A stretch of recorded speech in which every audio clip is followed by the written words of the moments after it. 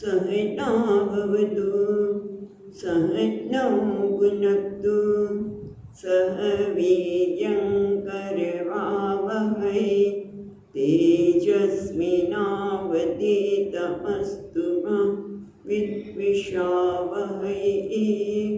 ॐ शान्ति शान्ति शान्तिः। ॐ पूर्णमदः पूर्णमिदं पूर्णात् पूर्णमुदच्यते पूर्णस्य पूर्णमादाय पूर्णमेवावशिष्यते। ॐ शान्ति शान्ति शान्तिः। श्रुतिस्मृतिपुराणानाम् आलयं करुणालयं नमामि भगवत्पादं शङ्करं लोकशङ्करं शङ्करं शङ्कराचार्यं केशवं बादरायणं सूत्रभाष्यकृतौ वन्दे भगवन्तौ पुनः पुनः। ईश्वरो गुरुरात्मेति मूर्तिभेदविभागिने व्योमवद्व्याप्तदेहाय दक्षिणामूर्तये नमः। ॐ पार्थाय प्रतिबोधितां भगवता नारायणेन स्वयं व्यासेन ग्रथितां पुराणमुनिना मध्ये महाभारतम् अद्वैतामृतवर्षिणीं भगवतीम् अष्टादशाध्यायिनीम् अम्ब मामनुसन्दधामि भगवद्गीते भवद्वेषिणीम्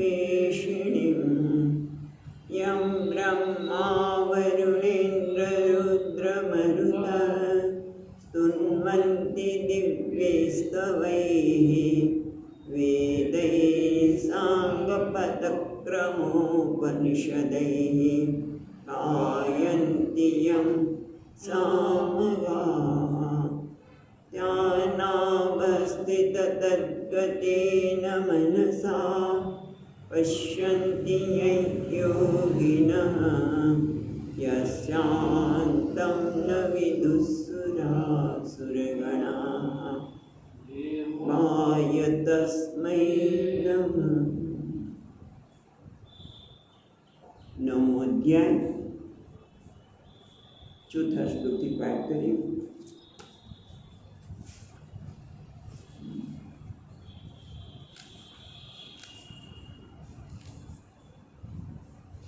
मया ततमिदं सर्वं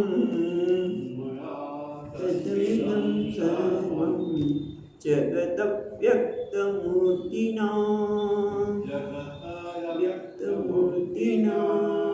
मस्तानि सर्वभूतानि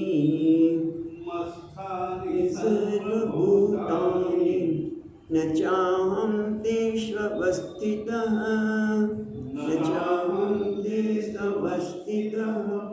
न च मस्तानि भूतानि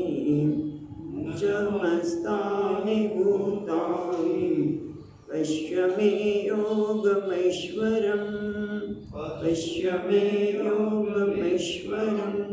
भूतभृन्न च भूतस्थः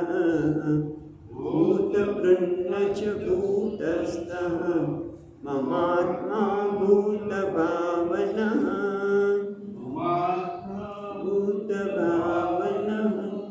यथाकाशस्थितो नित्यं वायुः सर्वत्र गोमः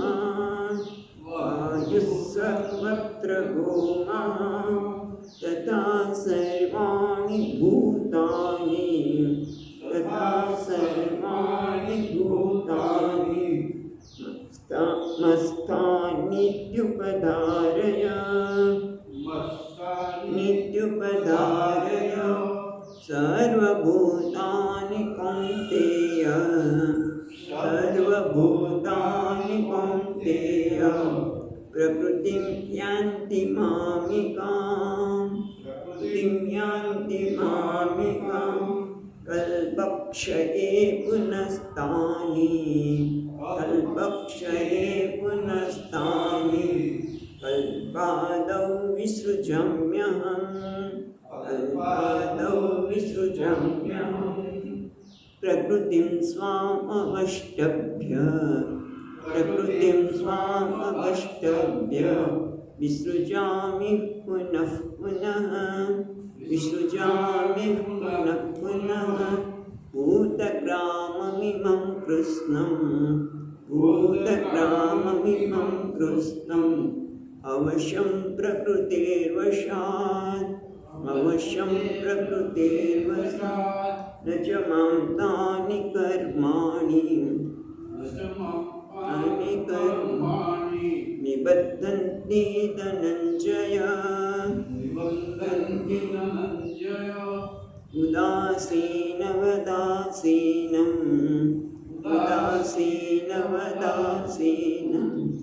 असक्तं तेषु कर्मसु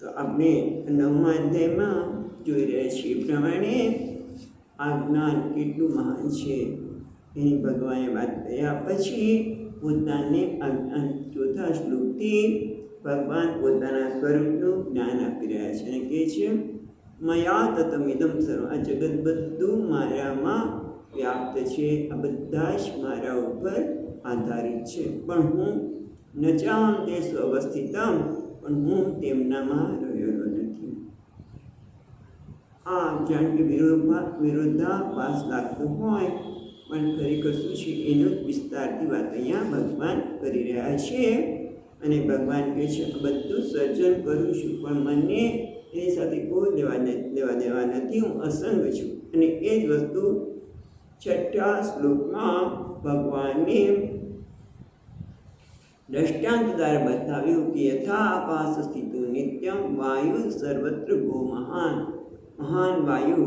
સર્વત્ર બધી દિશામાં જઈ રહ્યો છે પણ ક્યાં આકાશમાં રહેલો વાયુ સર્વત્ર વિશ્રામ કરે છે છતાં આકાશ કેવો છે એનાથી અસંગ છે અલિપ્ત છે પણ વાયુ આકાશથી ક્યારેય દૂર જઈ શકે નહીં બે વસ્તુ એક તો આકાશથી દૂર જઈ શકે નહીં અને બીજું એના આકાશ છે કેવો છે આકાશ છે અસંગ છે એ જ રીતે ભગવાન કહે છે કે સર્વાણી ભૂતાની મસ્તાની ઉપધારે એ રીતે હે અર્જુન તું ઉપધારે તું જાણ કે બધા પ્રાણી માત્ર બધા મારામાં છે વિચરણ કર્યા છે જેમ વાયુ વિચરણ કરે છે બધા પ્રાણી માત્ર બધા મારામાં રહેલા છે અનેક રીતે વિચરણ કરે છે એવું શબ્દ વાપરીએ તો જન્મ મરણ અને વચ્ચેની જે કંઈ વ્યવહાર થઈ રહ્યા છે બધા મારામાં થઈ રહ્યા છે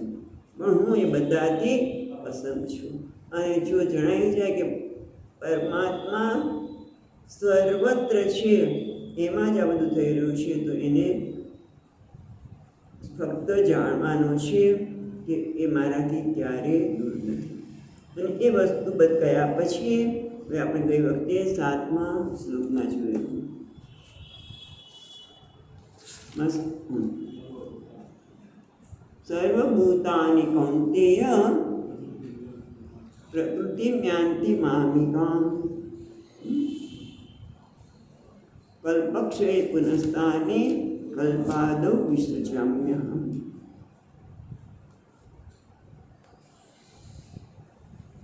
એટલે ભગવાન કહે છે સર્વભૂતાને કૌંતેય પ્રકૃતિ યાન્તિ મામિકામ ભગવાન કહે છે મારી પ્રકૃતિને યાન્તિ પામે છે ક્યારે જ્યારે કલ્પનું આપણે કલ્પ પૂરો થાય છે ત્યારે કલ્પક્ષય અને પાછું પુનસ્તાની કલ્પાદો વિસૃજામિ અહમ ભગવાન કહે છે કે પાછા કલ્પના પ્રારંભમાં હું સર્જન કરું છું. એક બાજુ કે હું અસંગ છું અને પછી કહે હું સર્જન કરું છું, તો સર્જન કરતા થઈ ગયા એવું થયું ને. પણ ખરેખર એટલે પ્રકૃતિ એટલે ત્રિગુણાત્મિક પ્રકૃતિને હું કલ્પના પ્રારંભમાં સર્જન કરું છું. અને એ પણ આપણે તે વખતે વિસ્તારથી જોયેલું કે જે સર્જન થાય છે જે કંઈ કલ્પના ક્ષય વખતે જે કંઈ પ્રાણી માત્ર જે કંઈ કરવા હતા એ બધા કર્મો જાણે કે પ્રકૃતિમાં સમાઈ જાય છે, પ્રકૃતિમાં લઈ પામે છે. અને પાછું એ જ એમાંથી કલ્પના પ્રારંભમાં ભગવાન એ બધાને પાછા એના કર્મ પ્રમાણે સર્જન કરે છે. અને એટલા માટે પૂર્વવત કોઈ વસ્તુ કર્મ આપણા ક્યારેય છતાં નથી રહેવાના. જે કર્મ કર્યા છે એનું ફળ તો ગમે ત્યારે ભોગવવું પડે છે. એ વિસ્તારથી જોયેલું હતું. હવે આપણે 8મા શ્લોકમાં ભગવાન કહે છે પ્રકૃતિમ સ્વામ અવષ્ટભ્ય, હું સર્જન કરું છું પણ કેવી રીતે સર્જન કરું છું? ભગવાન કહે છે પ્રકૃતિમ સ્વામ અવષ્ટભ્ય વિસૃજામિ પુનઃ પુનઃ, હું ભૂતગ્રામમ ઇમં કૃષ્ણમ, આખું પ્રકૃતિ આ ભૂતગ્રામ એટલે પ્રાણી માત્રનો જે સમૂહ છે એને હું પ્રકૃતિને અવષ્ટભ્ય સ્વામ અવષ્ટભ્ય મારી પ્રકૃતિને વશમાં કરીને, વષ્ટભ્ય એને વશમાં કરીને હું ફરીને ફરી આ સર્જન કરી રહ્યો છું. પણ પછી શું કહે છે વિસૃજામિ ભૂતગ્રામ ઇમં કૃષ્ણમ અવશ્યમ પ્રકૃતે વસાત. હવે આ અવશ્યમ છે એનો અર્થ એક અર્થ પરતંત્ર, હેલ્પલેસલી ઇંગ્લિશમાં કહે તો પરતંત્રતાથી પ્રકૃતે વસાતે. એના માટે બે વસ્તુ છે ભૂતગ્રામ કૃષ્ણમ અવશ્યમ પ્રકૃતે વસાત. જો પ્રાણી માત્ર આ પ્રકૃતિને વશમાં છે એનાથી પરતંત્ર છે, અવશ્યમ પ્રકૃતિને વશમાં છે એનાથી સ્વતંત્ર નથી. ભગવાન કે હું એનાથી સ્વતંત્ર છું. બીજો અર્થ કરે છે પ્રકૃતે વશાત, અવશ્યમ, અવશ્યમનો અર્થ થાય છે આવશ્યક, આવશ્ય. એક અર્થ આપણે કર્યું હેલ્પલેસલી, પણ ભગવાનના સંદર્ભમાં જોવા જઈએ તો એ અવશ્ય શબ્દ થાય આવશ્ય, અવશ્ય. એટલે અવશ્ય એટલે અવશ્ય થવું જે જોઈએ. ઈશ્વર જે છે એ સર્જન કરે છે તો કેવી રીતે કરે છે? તો કે પ્રકૃતિને વશમાં કરીને, એટલે પ્રકૃતિને થી સ્વતંત્રપણે આ સર્જન થયેલું છે. કારણ કે હંમેશા આ પ્રશ્ન પૂછાતો જ ભગવાને આવું સર્જન શું કામ કર્યું? બધાને દુઃખી કરવા માટે આવું કેમ કર્યું છે? ભગવાન સ્વામીજી કે એમને કંઈક પ્રોબ્લેમ છે, માનસિક પ્રોબ્લેમ. શીખનો શીખન્યા એવો શબ્દ છે. કારણ કે બીજાને હેરાન કરવા, કેટલાકને એવો માનસિક રોગ હોય કે જે બીજાને હેરાન થતા જ હોય ને એટલે આનંદ આવે. એટલે એવું તો ભગવાને હોય જ નહીં. તો ભગવાને શું લીલા કરી? તો ભગવાન લીલા છે. લીલા કરી એટલે શું કરે? એકલા હતા, એકલા આપણને લાગ્યું માટે સર્જન તો કે ના. એવું કશું પ્રકૃતિ વસાત એટલે એમને સર્જન કર્યું હોય તો ભગવાને કેમ કર્યું, આવું કેમ કર્યું? પણ એમ કર્યું નહીં. પ્રકૃતિ વસાત એટલે અવશ્ય એવો આપણે કર્યો. બસ પ્રકૃતિ વસાત એ પ્રકૃતિના સ્વભાવમાં છે. અવશ્યમ એટલે અવશ્ય, પ્રકૃતિનો સ્વભાવ જ છે એટલા માટે સર્જન થઈ રહ્યું છે. સ્વભાવ એટલે એમ પ્રકૃતિનો સ્વભાવ શું છે? સર્જન કરવું. અને એટલા માટે એ આ બધું થઈ રહ્યું છે. હવે આના સંદર્ભમાં પ્રકૃતિ વસાત એનો સ્વભાવ છે એટલે સર્જન થઈ રહ્યું છે. એમાં આપણે પણ કહી શકીએ ક્યારે આપણે જો જાણતા હોઈએ કે મને અમુક સમયે, આપણને અમુક સમયે અમુક ચોક્કસ પ્રકારનો વિચાર કેમ આવ્યો કે પ્રકૃતિ વસાત, પ્રકૃતિના બળથી આ બધું થઈ રહ્યું છે. આવો વિચાર કેમ આવ્યો? જો હું એમ કહું મેં આવો વિચાર કર્યો, બહુ સુંદર શર્ટ સમજાય તો કેટલા હળવા થઈ જાય. જો હું એમ કહું કે અમે અમુક સમયે વિચાર તો કરવાના જ, બધા વિચારની વાત નથી કરતા કે પ્રકૃતિનો સ્વભાવ છે, ઇન્દ્રિયોનો સ્વભાવ છે કે વિશ્વ વિચરણ કરે. મનનો સ્વભાવ છે કે વિચાર કરવાનો, પણ અમુક સમયે અમુક ચોક્કસ પ્રકારનો વિચાર કેમ આવ્યો? તો કે પ્રકૃતિના બળને લીધે. પ્રકૃતિને ઈચ્છા છે એટલા માટે. પણ જો હું વિચારું છું એવું માનીએ તો આપણને સમસ્યા થવાની. મેં આવું કેમ વિચાર કર્યો? આવો વિચાર શા માટે આવ્યો? પણ પ્રકૃતિ વસાદી તો ભગવાન પણ પ્રકૃતિનો સ્વભાવ છે માટે આ સર્જન થઈ રહ્યું છે. એના માટે વિસ્તારથી પછીના શ્લોકમાં બતાવવાના તો છે જ. અને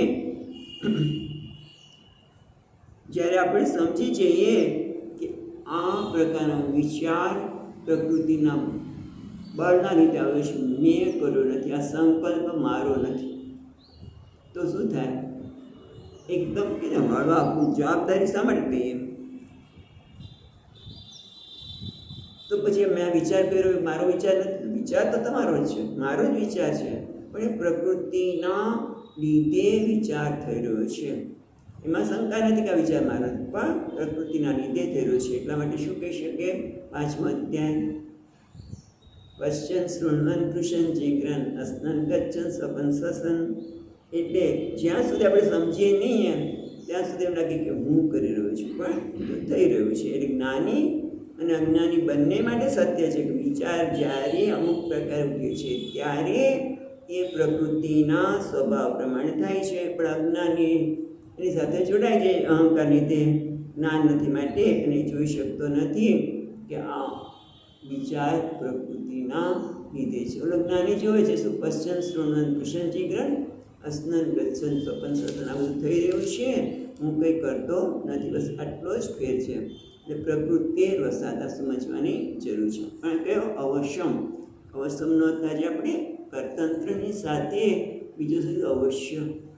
એ પણ અર્થ સ્વામીજી કરેલો છે.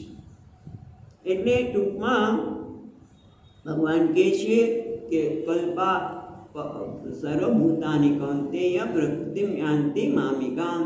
આ પ્રકૃતિને વસમાં પ્રકૃતિના એનો લય થાય છે, પણ કલ્પના પ્રારંભમાં હું અવશ્ય આ સર્જન કરું છું, પણ પ્રકૃતિના વશમાં થઈને, પ્રકૃતિથી સ્વતંત્ર રહીને. તો તમે કેવી રીતે કરો છો? તમે હું કોઈ સંકલ્પ કરતો નથી. હું એટલે સચ્ચિદાનંદ આત્મા. ત્યાં સર્જન કરવાનું પણ સંકલ્પ કરતા નથી. સમજવાની જરૂર છે.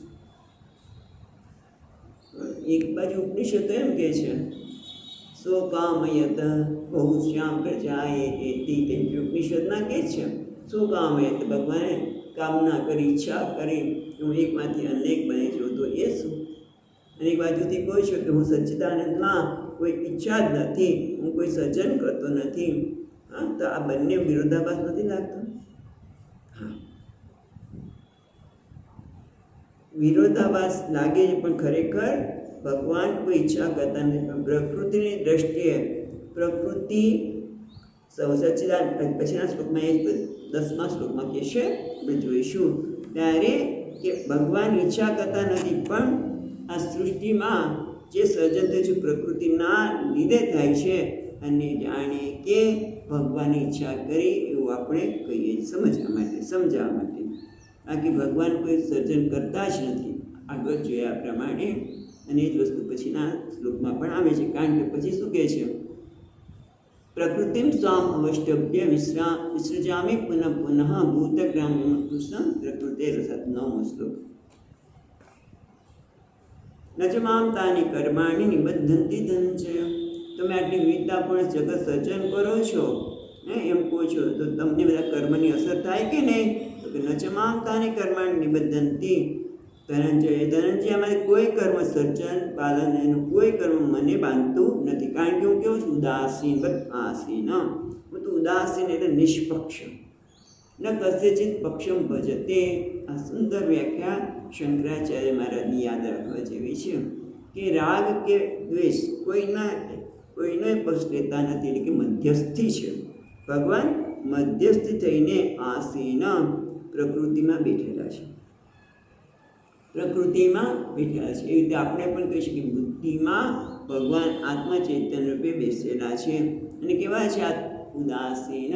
બુદ્ધિના અનેક વિચાર ઉઠતા, બુદ્ધિમાં ઉગતા બધા વિચાર માટે કેવો છે ભગવાન આત્મા ભગવાન બુદ્ધિમાં આત્મા રૂપે ચૈતન્ય રૂપે રહેલા છે ત્યારે એ પણ કેવા છે ઉદાસીન બુદ્ધિના અનેક વિચાર ઉઠે બુદ્ધિમાં એ બધાની સાથે એને કોઈ લેવા દેવા નથી ઉદાસીન એટલે એક એવું નથી કહેતા કે તું આ કર્મ કર તું સત્કર્મ કર તું દુષ્કર્મ ન કરીશ કોઈને અટકાવતા જ નથી કંઈ ઘણી વખત પ્રશ્ન થાય છે ને ભગવાન બધાના હૃદયમાં બેઠો છે એવું કહો છો તમે તો ભગવાન કેમ કોઈને ખોટું કર્મ કરવા દેશે ચોરી કરવા કેમ દેશે પ્રશ્ન હંમેશા થાય ભગવાન કે ઉદાસીન હું તો કોઈને અટકાવતો નથી એની પ્રકૃતિ પ્રમાણે એના સંસ્કાર પ્રમાણે કર્યા કરે છે હા બુદ્ધિકરણ વિચાર કરવાની શક્તિ મેં આપી છે સારા કર્મ કરવા કે નહીં એ બધું એને નક્કી કરવાનું છે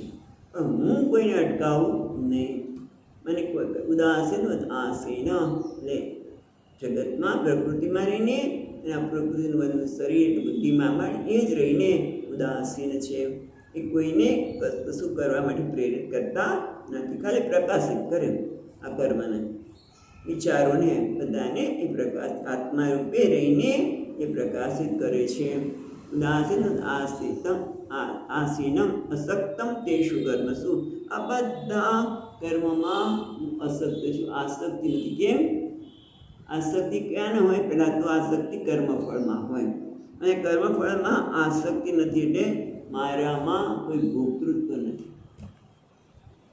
એનાથી જરાક આગળ વિચાર કરીએ તો મને કર્મ કરું છું ત્યારે પણ હું કેવો છું ઉદાસીન મને આ કોઈ કર્મ બાંધતા નથી કારણ કે હું કરતા જ નથી એટલે કર્તૃત્વ પણ મારામાં નથી ભોક્તૃત્વ પણ નથી આ બધું જ થઈ રહ્યું છે એ વસ્તુ આપણને 10મા શ્લોકમાં કહેશે ભગવાન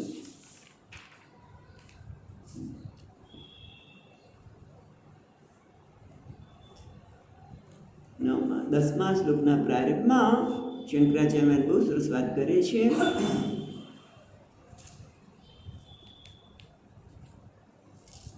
તત્ર ભૂતગ્રામ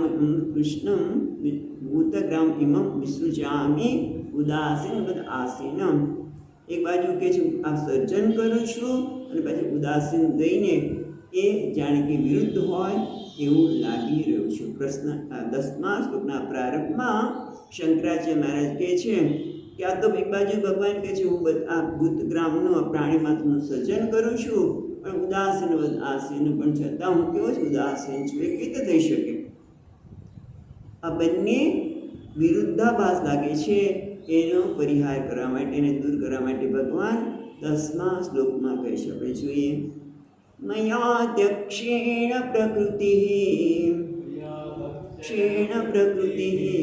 સૂયતે સચરાચરમ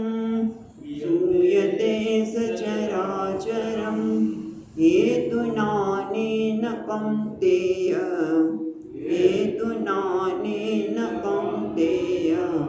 જગત વિપરિવર્તતે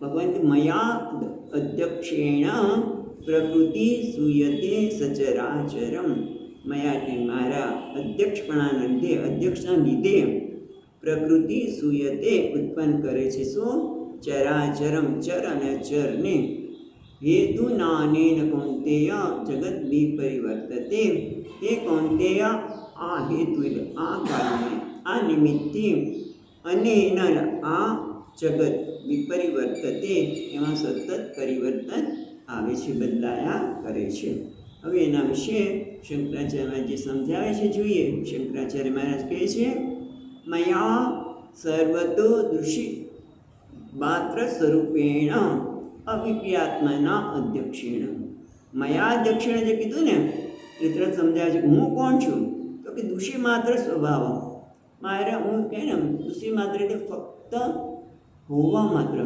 ઋષિ સ્વામી કે ને અવિલિપ્ત દૃકલમ આંખની પાપણને ફફડે નહીં એવો કંઈક કરતો નથી એટલે અવિપ્ય આત્મના આંખની પાપણ પણ ફરકે નહીં એનો અર્થ અવિક્રિય આત્માના દૃશ્ય સ્વભાવ માત્રેણ ચૈતન્ય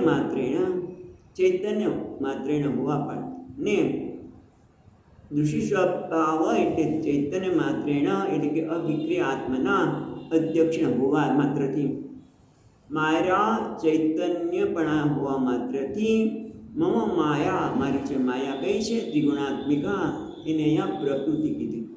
પ્રકૃતિ સુયતે ચરાચરમ એને કે મમ માયા જે ત્રિગુણાત્મિકા છે એ કેવી છે? અવિદ્યા લક્ષણા. એટલે અવિદ્યા લક્ષણા માટે આપણે વિચાર કરીશું આગળ. કેમ કે મારા શંકરાચાર્ય મહારાજ પ્રકૃતિ સુયતે ઉત્પાદતી ચરાચરમ. ભગવાન કહે છે મારી અધ્યક્ષ માત્રમાં, મારી હાજરી માત્રમાં જ આ પ્રકૃતિ જ આ સૃષ્ટિનું સર્જન કરે છે. હું કંઈ કરતો નથી. ખ્યાલ આવ્યો? હું કંઈ કરતો નથી તો પછી પ્રકૃતિ કરે છે. એટલે પ્રકૃતિ ચેતન છે. કારણ કે ઘણી વખત આવું થાય કે પ્રકૃતિ સાંખ્યશાસ્ત્ર શું કે પ્રકૃતિ છે માયા છે અને પ્રધાન શબ્દ વાપરે છે. પ્રકૃતિ પ્રધાન કે અને પ્રધાન પુરુષની જે કંઈ જરૂરિયાત હોય છે એ પ્રમાણે સર્જન કરે છે. તો શું થયું? પ્રકૃતિ ચેતન થઈ ગઈ ને. પુરુષની જરૂરિયાત પ્રમાણે આ તમે ક્યારે આપણે સાંખ્યશાસ્ત્રની આવી ચર્ચા ઓછી કરતા હોય છે, પણ વાત તો છે જ આ કે સાંખ્યશાસ્ત્ર પ્રમાણે પુરુષને પ્રધાન કહે છે, પ્રકૃતિને પ્રધાન શબ્દથી વપરાય છે, અને પુરુષ કેવો છે? અસંગ છે. એ અસંગ છે પણ પ્રકૃતિ પુરુષના જરૂરિયાત પ્રમાણે આ જગતમાં સર્જન કરે છે. હકીકત તો શું થાય? તો પછી પુરુષ એક, પ્રકૃતિ બીજી સ્વતંત્ર. તો કે ના, પ્રકૃતિ સ્વતંત્ર નથી. પ્રકૃતિ સ્વતંત્ર કહી તો બે ચેતન થઈ ગયા. અને ભગવાન તો કહે છે એકમેવા વિદ્યમ બ્રહ્મ. અને અહીંયા શંકરાચાર્ય મહારાજ પણ શ્વેતાશ્વેતર ઉપનિષદનું મંત્ર તાકીદ બહુ જાણીતો છે. ટૂંકમાં બે નથી, પ્રકૃતિ સ્વતંત્ર નથી, માયા સ્વતંત્ર નથી. એમના અધ્યક્ષ માત્રમાં હાજરી માત્રથી જડ માયા જે ત્રિગુણાત્મિકા છે એ ચેતનમતી બનીને આ સૃષ્ટિનું સર્જન કરે છે. એના માટે અહીંયા શંકરાચાર્ય મહારાજ કહે છે એકો દેવ સર્વભૂતેષુ ગૂઢઃ સર્વવ્યાપી સર્વભૂતાંતરાત્મા કર્માધ્યક્ષ સર્વભૂતાદિવાસઃ સાક્ષી ચેતા કેવલ નિર્ગુણશ્ચ. આમ તો મયા દક્ષિણામાં કહી દીધું કે હું એટલે એ દૃશ્ય સ્વરૂપ માત્ર છું. તે પણ ક્યાંથી લાવ્યા? તો અહીંયા શ્વેતાશ્વેતર ઉપનિષદની વાત શંકરાચાર્ય મહારાજ કરતા કહે છે એક દેવ. દેવ કોણ? દેવ એટલે ચેતન જે સ્વપ્રકાશિત છે. એ એક એ કેવો છે? સર્વભૂતેષુ ગૂઢ. એ બધા જ પ્રાણી માત્રમાં રહેલો છે, પણ કેવો છે? ગૂઢ. એ બધાને પ્રત્યક્ષ થતો નથી, છુપાયેલો છે. ક્યાં? બુદ્ધિ ગુફામાં. પણ ક્યાં છે? સર્વવ્યાપી. એક જગ્યાએ નથી, બધામાં છે. સર્વવ્યાપી સર્વભૂતાંતરાત્મા. એ પ્રાણી માત્રનો આત્મા છે. બીજા શબ્દોમાં કહીએ તો અંતર્યામી છે પરમાત્મા. કર્માધ્યક્ષ. એ કોઈ કર્મ કરતા નથી પણ કર્મનો અધ્યક્ષ છે. બંને આવી જાય છે, નિર્ગુણ સગુણ. સર્વભૂતાદિવાસ. પ્રાણી માત્રનો વાસ એમનામાં છે. પ્રાણી માત્ર એમનામાં રહેલા છે. સર્વભૂત અધિવાસ. પણ પરમાત્મા કેવા છે? સાક્ષી ચેતા કેવલ નિર્ગુણશ્ચ. એક બાજુથી શું કીધું કે ભગવાન જ સર્વવ્યાપી છે, બધા એના પ્રાણી માત્રના હૃદયમાં રહેલો છે ગૂઢ. અને સર્વભૂતાંતરાત્મા, બધા પ્રાણી માત્રનો અંતરાત્મા અંતર્યામી છે. પણ એટલે તો એ સત્ય છે? તો કે ના ના, સાચું શું છે? સાક્ષી સ્વરૂપથી એમનું કયું છે? સાક્ષી. એ કેવો છે? ચૈતન્ય માત્ર સાક્ષી છે. ચેતા એટલે ચૈતન્ય છે. ચેતા એટલે જે ચૈતન્ય છે, કોન્શિયસનેસ ઇંગ્લિશમાં કહીએ. પણ એટલે ચૈતન્ય એટલે શું? ચૈતન્ય અને ચેતના, હા, એમાં બહુ ફેર છે. આ બધું ચૈતન્યથી વ્યાપ્ત છે, પરમાત્માથી. અને આપણે ચૈતન્ય એટલે જે જળ અને ચેતન છે એ ચેતન નહીં, હા. એટલા માટે કે ચૈતન્ય કેવલ એક જ નિર્ગુણશ્ચ, અને એ પરમાત્માની સાનિધ્યથી, હવે અહીંયા અધ્યક્ષ એટલે હોવા માત્રથી, મારા હોવા માત્રથી પ્રકૃતિ આ બધું સર્જન કરે છે. હેતુ નાનેન કૌંતેય જગત વિપરિવર્તતે. પણ આ હેતુથી, આના લીધે હું સર્જન કરું છું એવું કહી શકું. ભગવાન કહે છે હેતુ નાનેન કૌંતેય જગત વિપરિવર્તતે, જગતમાં સતત પરિવર્તન થાય છે. અથવા તો આ કારણથી, મારા અધ્યક્ષ માત્રથી ભગવાન કહે છે આ બધું જ સર્જન થઈ રહ્યું છે હેતુમાં. અને એ રીતે શું કહેવાય કે હું સર્જન કરું છું. ખ્યાલ આવે છે? પ્રકૃતિ જડ છે, પણ ભગવાનના સાનિધ્ય માત્રથી એ ચેતનથી બનીને જગતનું સર્જન કરે છે. ત્યારે ભગવાન કહે છે આ રીતે હું સર્જન કરું છું. એટલે ખ્યાલ આવે છે કે જેમ પ્રકૃતિનો સ્વભાવ શું છે, આગળ આપણે જોયું કે સર્જન કરવું, એવી રીતે આ શરીર છે એનું સ્વભાવ શું છે, પગ છે ચાલે, બરાબર. પગનું કાર્ય શું છે, શરીરમાં રહેલા પગ, હાથ વગેરે, તો એ શું હલનચલન કરવું. અને કોઈ એક વ્યક્તિ કહે કે આજે તું 60 કિલોમીટરની ઝડપે આવ્યો, 60 કિલોમીટરની ઝડપે આવ્યો. ક્યાં આવ્યા? એ તો 60 કિલોમીટર દોડવાના નથી. એટલું તો આપણે 60 કિલોમીટરની ઝડપે કોઈ વ્યક્તિ દોડી શકે નહીં. પણ ગાડીમાં બેસી એ ગાડી 60 કિલોમીટરની ઝડપે આવી રહી છે, અને કોઈ વ્યક્તિ એમ કહે કે હું 60 કિલોમીટરની ઝડપે આવ્યો, તો શું થયું? એની સાથે તાદાત્મ્ય કરીને એમ કે છે એમ આ રીતે આ શરીરમાં જે હલનચલન થઈ રહ્યું છે એને પાછું હું કરું છું. ખરેખર તો સાનિધ્યમાં થઈ રહ્યું છે. ખરેખર આજે શરીરમાં જે કંઈ હલનચલન થયું છે, મનમાં જે કંઈ વિચાર ઉઠી રહ્યા છે એ બધા ક્યાં છે? ફક્ત મારા સાનિધ્યમાં થઈ રહ્યા છે. આજે સમજાય જાય તો આપણે પણ કહી શકીએ. ભગવાન જેમ કહે છે ને કે મયા દક્ષિણ પ્રકૃતિ સુયતે સચરાચરમ, હું શું કોણ? સચ્ચિદાનંદ. મારું જે ચૈતન્ય સ્વરૂપ છે એની હાજરી માત્રથી આ બધી સર્જન વિસર્જનની પ્રક્રિયા પ્રકૃતિમાં થઈ જાય છે. પણ પ્રકૃતિ કેવી છે? જળ છે. એમાં શરીર પણ, આ શરીર શેનું બનેલું છે? તો પ્રકૃતિનું, બરાબર. આ શરીર છે પંચમહાભૂતનું બનેલું છે, પ્રકૃતિનું બનેલું છે. પ્રકૃતિનું બનેલું આ શરીર. મન એ પણ પ્રકૃતિનું છે, બુદ્ધિ એ પણ પ્રકૃતિનું છે. આ બધા શરીર, મન, બુદ્ધિ એ પ્રકૃતિના બનેલા છે. એ પણ મારા સાનિધ્યમાં ચેતનવંતા છે. જો આ મને સમજાય તો હું પણ કહી શકું હું કોણ? સચ્ચિદાનંદ ચૈતન્ય મારી સાનિધ્યમાં આ બધું થયેલું છે. હમણાં આવ્યા, હું આવી ઝડપથી, બેન કદાચ કેમ પૂરું થઈ ગયું, ઝડપથી આવે, હું ઝડપથી આવી, પણ ખરેખર ચાલ્યું કોણ? શરીર. હા, એને હું શું કહું છું? મેં કર્યું, મેં આમ કર્યું. અને પછી સુખી દુઃખી બધું થઈએ. પછી હમણાં બીજાના શ્લોકમાં આવવાનું છે. એ ટૂંકમાં ભગવાન અહીંયા શું કહે છે? મારી સાનિધ્યમાં આ બધું જ થયું છે. એ વ્યક્તિગત સ્તરે હોય તો આ પંચમહાભૂતનું બનેલું શરીર, અને સમષ્ટિમાં પંચમહાભૂત, બધામાં જે કંઈ પરિવર્તન આવે છે એ ખરેખર પ્રકૃતિના લીધે છે. હું કંઈ કરતો નથી, ફક્ત મારી સાનિધ્યમાં, ચૈતન્યના સાનિધ્યમાં આ પ્રકૃતિ જે સ્વતંત્ર નથી, જડ છે, એ ચેતનવંતી બને છે.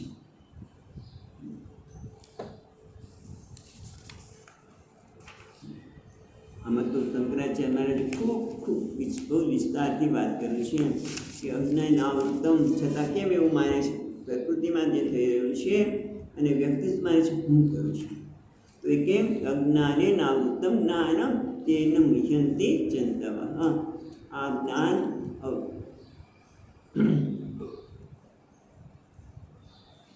અજ્ઞાનથી આવૃત થયેલું છે. માટે જે આ પ્રકૃતિમાં થયેલું છે એટલા માટે અહીંયા ચાલો વાંચી દીધું, બહુ લાંબુ ભાષ્ય છે, પણ થોડુંક આપણે જોઈએ તો કે ભગવાન કહે છે મારો સ્વભાવ કે દૃષિ સ્વભાવ, દૃષિ કર્મત્પાત.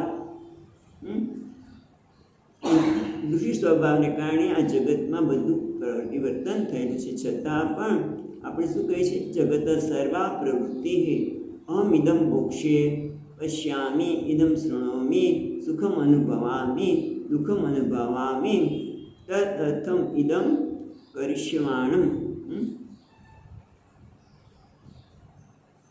એના માટે હું આ કર્મ કર્યા. ચલો બધું ભાષ્ય વાંચતા નથી, પણ કે મારા સ્વભાવ માત્ર હોવા છતાં મોટાભાગના લોકો શું કહે છે, હું આને ભોગવીશ, હું આને સાંભળીશ, હું સુખ અનુભવું છું, હું દુઃખ અનુભવું છું.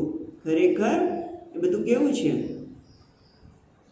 ખરેખર બધું ક્યાં થયેલું છે? પ્રકૃતિમાં.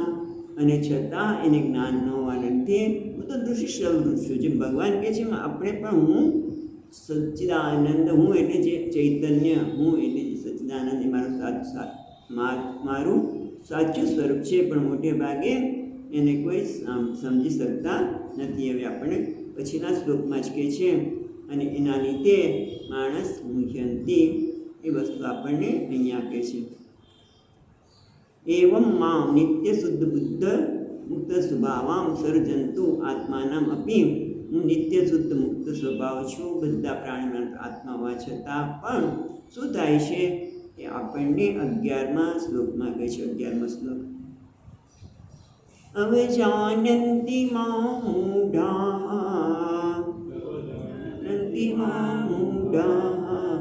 માનુષીં તનુમાશ્રિતં પરમ ભાવમજાનन्तઃ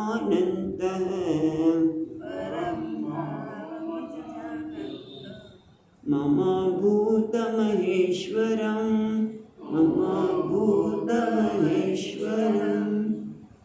ભગવાન કહે છે અવજાનંતિ માં મૂઢાઃ માનુષીં તનુમાશ્રિતં. અવજાનંતિ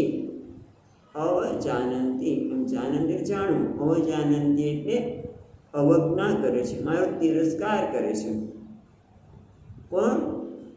મને અવજાનંતિ, મારી અવજ્ઞા કરે છે, મારો તિરસ્કાર કરે છે. કોણ? મૂઢાઃ, જે મૂઢ વ્યક્તિ છે, એટલે કે અવિવેકી લોકો. શું કરે છે? મને શું કહે છે? માનુષીં તનુમાશ્રિત. હું આ શરીર માત્રમાં આશ્રિત રહેલો છું. મારું ખરેખર સ્વરૂપ શું છે? ભગવાન કહે છે પરમ ભાવમ અજાનંત. પરમ એટલે પરમ અનંત સ્વરૂપને અજાનંત, મારા અનંત સ્વરૂપને ન જાણવાના લીધે મને આ એક શરીરમાં રહેલો જ માને છે. મમ ભૂત મહેશ્વરમ, મારા ભૂત મહેશ્વર પ્રાણી માત્રના ઈશ્વર રૂપ રહેલો છું એ. બરાબર? અને મારું જે પરમ ભાવ એટલે મારું અનંત સ્વરૂપ છે એને ન જાણનાર લોકો મને શરીર માત્રમાં રહેલું માનીને મારી અવજ્ઞા કરે છે. હવે કે લોકો મનુષ્ય શરીરમાં જ વ્યવહાર કરી રહ્યો છું એવું માનીને મારી અવજ્ઞા કરે છે, મારો તિરસ્કાર કરે છે. એ આપણે વિચારીએ તો અવજાનંતિ માં મૂઢાઃ. કોણ તિરસ્કાર કરે છે? જે મૂઢ છે એ. મૂઢ છે એટલે કે જે અવિવેકી છે, જેના પ્રકારનો સત્સંગ મળ્યો નથી. એના કારણે મૂઢ એ કોણ છે? જે મોહિત થયેલો છે. કેવી રીતે મોહિત થયેલો છે? પોતાને કર્તા માને છે, પોતાને ભોગતા માને છે, અને એના કારણે અપરાધની લાગણી પણ અનુભવે છે. મૂઢમાં બધું આવી છે. હા, જે મોહિત થયેલો છે એટલે શું? કે જે પોતાને કર્તા માને છે અને એના કારણે પોતાને અપરાધની લાગણી પણ માને છે. ખરેખર પોતે કેવો છે? અકર્તા છે. પણ એ અકર્તા ભાવને ન જાણવાના લીધે એ શું થાય છે? અવજાનંતિ માં મૂઢાઃ. એના કારણે મારો અનાદર કરે છે, મને ઓળખી શકતો નથી. તો એનું શું કરી શકીએ? કારણ કે એ તો એના માટે તો વિવેક જ અને સત્સંગ હોય, શ્રદ્ધા હોય તો જ થઈ શકે.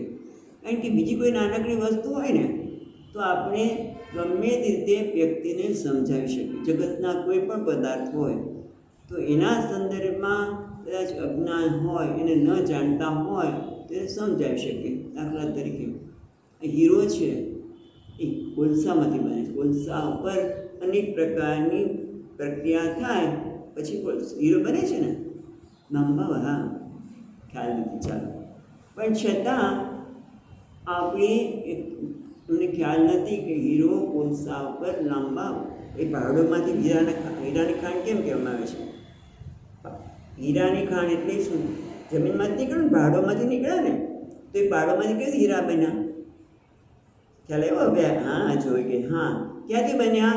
તો કે એ અંદર લાકડા હોય ને, આપણે વૃક્ષો હોય, વૃક્ષો બળી જાય એટલે એના કોલસા થઈ જાય, મોટા મોટા. નાના કોલસાની વાત નથી. એટલે પછી લાંબા વખત સુધી એના પર પ્રેશર બધું આવતું હોય પ્રકૃતિને બધું, ત્યારે એમાંથી હીરા બને. હા, હવે સમજાય ગયું. એ સમજાવી શકાય કોઈને કે ભાઈ આ હીરા કોલસામાંથી હીરો બની શકે. અને ત્યારે સમજાય ત્યારે એમના મોઢા પર હા સમજણની ભાવ આવ્યો, કારણ કે એ લોજિકલી છે, તર્કથી આપણે સમજી શકીએ છીએ અને આપણે જઈએ તો પણ એ જ જાણી શકીએ. પણ જે વ્યક્તિ મૂળ છે, એટલે કે જે પોતાને કરતા માને છે, પોતે સુખને શોધી રહ્યો છે, એ પણ સુખ મને મળશે, શાંતિ મળશે, એ બધું જ કારણ શું છે? ક્યાંથી સુખ મળશે? જગતમાંથી. મને શાંતિ, આ પ્રમાણની વ્યવસ્થા થાય તો મને શાંતિ મળશે, મારું મન શાંત થશે. પણ ખરેખર તો એ કે છે અવજાનંતી, ખરેખર પોતે જાણતો નથી કે હું શાંત સ્વરૂપ છું. એટલે શું થયું? અવજ્ઞા થઈ ને, પોતાના સ્વરૂપને ન જાણવા લીધે શું થાય છે? અવજ્ઞા. ભગવાને તો બરાબર, પણ સાથે સાથે આપણે પણ આવી રીતે જ કરીએ છીએ કે આપણી જાતને જાણતા નથી. એટલે હું શું માનું છું? માનુષિમ તનુ આશ્રિત. હા, હું મારી જાતને એક મનુષ્ય શરીરમાં જ મર્યાદિત કરી દઉં છું. પણ એના માટે જો આપણને આ પ્રકારનો વિચાર કરવાનો તક મળે, અત્યારે આપણે મળી રહ્યો છે ને, તો ક્યારે મળે? ભગવાનની કૃપા હોય ત્યારે.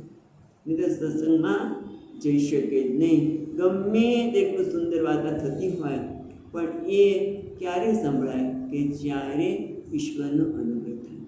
વિવેક ચૂડામણીમાં કહે છે ભગવાને, શંકરાચાર્ય મહારાજ, ઈશ્વરાનુગ્રહાદ એવ પુંસામ અદ્વૈત વાસના. ઈશ્વરનો અનુગ્રહ થાય ત્યારે જ મનુષ્યમાં આ અદ્વૈત વાસના, અદ્વૈત તત્વને, જે એકમેવા અદ્વિતીય તત્વ છે, અદ્વૈત, જ્યાં દ્વૈતનો અભાવ છે, એ તત્વને જાણવાની ઈચ્છા થાય. એ તો કે આ તમે કીધા કરો છો એ બીજી વાત કરો ને, અમને આ નથી ગમતું, આ પ્રકૃતિને આ ને તે, પણ એ સાંભળવું આપણે વારંવાર ગમે છે. હા, હું કરતા નથી, સાંભળવું ગમે છે. ભલે હું મારી જાતને કરતા માનતો હોઉં, એના કારણે અપરાધની લાગણી પણ જન્મતી હોય, પણ એ સાંભળવું ક્યારે ગમે છે કે હું અકર્તા છું, કારણ કે ભગવાનની કૃપા છે. નહીતર ન થાય. એટલે કે છે ને, ઈશ્વર અનુગ્રહાદ એવ પુંસામ અદ્વૈત વાસના. ઈશ્વરનો અનુગ્રહ થાય તો જ આપણને આ પ્રકારે જાણવાની ઈચ્છા થાય. એટલે ભગવાન કહે છે અવજાનંતી મામૂઢાઃ માનુષીમ તનુમાશ્રિતાઃ. એ મનુષ્યના શરીરમાં જ હું રહેલો છું ને હું મર્યાદિત છું. હું કોણ છું? હું એટલે ચૈતન્ય. પણ આપણે સામાન્ય રીતે હુંને આ શરીર સાથે જ ઓળખાવીએ છીએ. હું એટલે શરીર જેટલું. શરીર હું છું, પણ શરીર જેટલું મર્યાદિત નથી, પણ સમજવાની જરૂર છે. હું શરીર છું, હું મન છું, બુદ્ધિ છું, પણ એનાથી મર્યાદિત નથી. એટલે એનાથી મર્યાદિત નથી એટલે સાક્ષી ચેતા કેવલ નિર્ગુણ. હા, આગળ વાત કરી એ પ્રમાણે હું એનું સાક્ષી છું. એ મને એની કોઈ પણ વસ્તુ મને અસર કરી શકે નહીં. પશ્ચન શૃણન કૃષ્ણ ચિગ્રન, હમણાં જ વાત કરી, યાદ કરી લેવાનું. પણ મૂઢા અવિવેકિનઃ, એ મને જાણતા નથી. કેમ? નામ રૂપને, કે જે આ શરીર એટલે એક નામ ને રૂપ, પછી એને આપણે શરીરને નામ આપી ગયા, ચંપાબેન, જગનભાઈ, મગનભાઈ, એવું કંઈ નામ આપીએ અને એને સત્ય માને છે. જે નામ રૂપ છે એને સત્ય માને છે અને કહે છે મૂઢા અવિવેકિનઃ માનુષી મનુષ્ય સંબંધિનમ તનુ દેહમ આશ્રિત. આ મનુષ્ય દેહ જેટલો છું અને એ પ્રકારે મનુષ્ય માનીને એ વ્યવહારથી એ વ્યવહાર કરે છે. પણ ખરેખર હું કેવો છું? પરમ ભાવમ ન જાનંત મમ ભૂત મહેશ્વરમ. મારું સ્વરૂપ ખરેખર છે પરમ પ્રકૃષ્ટ ભાવ, એટલે મારું જે અનંત સ્વરૂપ, હું કેવો છું મર્યાદિત નથી, હું અનંત છું, હું પૂર્ણ છું, હું અકર્તા છું, અભોગતા છું, આકાશની જેમ અસંગ છું. એટલે કહે છે પરમાત્મા તત્વમ આકાશ કલ્પકમ, આકાશ જેટલું વિશાળ છું, આકાશની જેમ અનંત છું એવું જાણતા નથી. અજાનંત એ ન જાણવા લીધે અચ્છા કહ્યું મમ ભૂત મહેશ્વરમ, મમ ભૂત મહેશ્વરમ એટલે સર્વભૂતાનામ મહાંતમ ઈશ્વર, આત્મા, હું તો પ્રાણી માત્રનો આત્મા છું, હું બધાનો પ્રાણી માત્રનો આત્મા છું. તતશ્ચ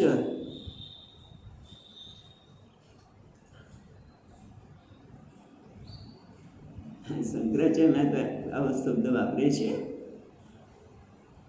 તતશ્ચ તસ્ય મમ અવજ્ઞાન ભાવેન आहताः वराकास्ते, એ લોકો વરાકા એટલે લોકો કેવા દુર્ભાગી છે કે મારા પરમ ભાવને જાણતા નથી અને પોતે એક મનુષ્ય તરીકે જ વ્યવહાર કરે છે, એટલે નામ રૂપને જ સત્યતા આપે છે.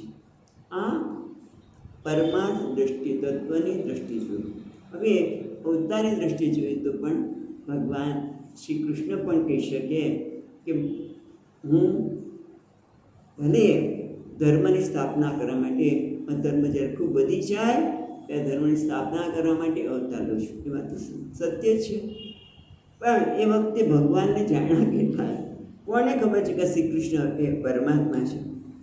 અર્જુને પણ કહેવું પડ્યું કે ભગવાન મને માફ કરો, હું અત્યાર સુધી તમને એક મિત્ર તરીકે એટલે જાણતો હતો. જ્યારે એણે ભગવાનનું વિશ્વ દર્શન જોયું ત્યારે વિશ્વ પિતામાં કેવા બહુ જ ઓછા, વિદુરજી એવા બહુ જ ઓછા લોકોને ખબર છે કે પરમાત્મા છે. માતા પિતાને ક્યાં ખબર છે? ભલે ને ભગવાનને નાના હતા ત્યારે યશોદા મૈયાને મેં માખણ આપણે માટી નથી ખાધી, મોઢું બતાવ, આખું વિશ્વનું દર્શન કરીશ, પણ પછી તરત જ વિસ્મૃતિ કરાવી દે છે ને યશોદા મૈયાને, ધર્મ સાથે વ્યવહાર કેમ કરી શકે? એટલે ટૂંકમાં મને ભગવાન કહે છે હું મનુષ્ય અવતાર ધારણ કરું ત્યારે રામચંદ્રજીને કેટલા ઓળખી શક્યા? ઓછું છે. એવી રીતે ભગવાન જ્યારે અવતાર ધારણ કરે છે ત્યારે પણ હું એક મનુષ્ય હોય એવી રીતે લોકો મારી સાથે વ્યવહાર કરતા છે. બાય દેવી આપણે કરતા જોયો. હવે આગળ જઈએ.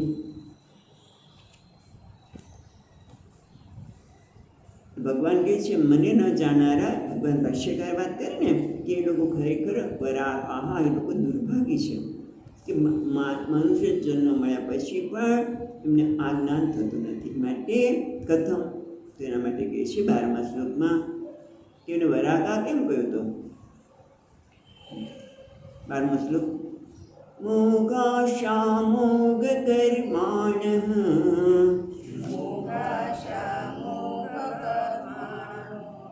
મોગ જ્ઞાના વિચેતસઃ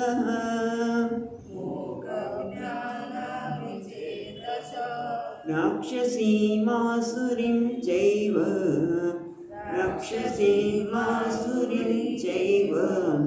પ્રકૃતિં મોહિનીં શ્રિતા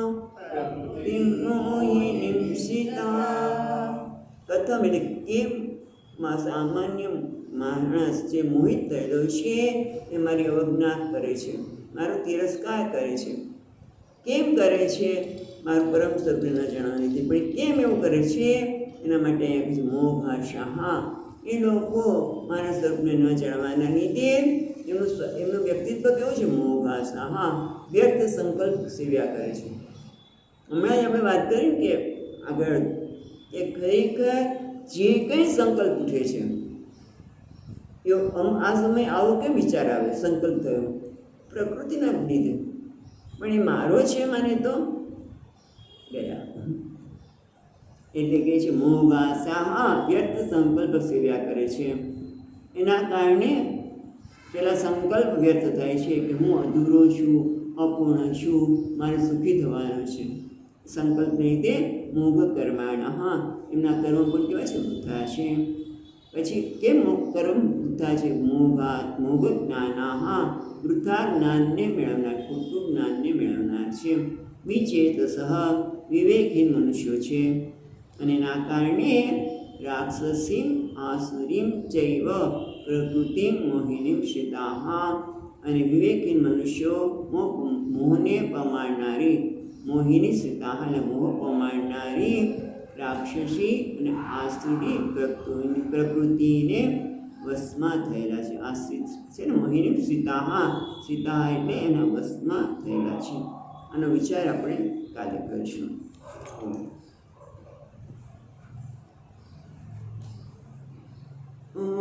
પૂર્ણમદઃ પૂર્ણમિદં પૂર્ણાત પૂર્ણમુદચ્યતે પૂર્ણસ્ય પૂર્ણમાદાય પૂર્ણમેવાવશિષ્યતે. ઓમ શાંતિ શાંતિ શાંતિ.